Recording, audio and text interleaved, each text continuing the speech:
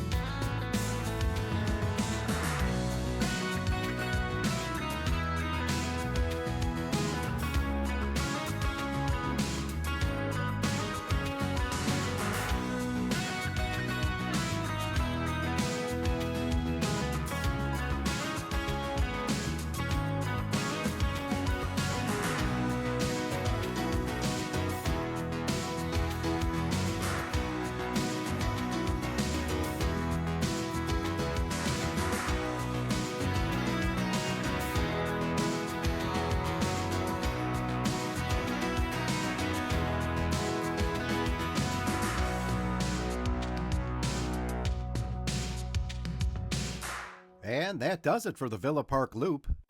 I was happy to see that the condition of the trails are still really good. I found it interesting that they're calling the eastern side of the Great Western Trail the main stem now, but I thought there was a plan to connect the eastern side of the Great Western Trail to the western side, so naming this section the main stem is pretty interesting. I haven't ridden the western section of the Great Western Trail this year, so I am curious if they've changed the signage there too. If you know, let me know in the comments below. If this is a loop that you ride often, what do you call this loop? Although I didn't get to it this year, be aware that I created a 5-stop pub crawl for this loop. I plan to make a video of it in spring. If you're interested in riding the pub crawl with me while I create that video, let me know. Let me know what you think of the trails in the comments below. If you are familiar with this area and you know of somewhere I should check out the next time I'm here, definitely let me know. As always, if you enjoy this content, please be sure to like, share, and subscribe. It definitely helps the channel grow. If you're interested in supporting this channel and helping us get to more trails, please consider a super thanks.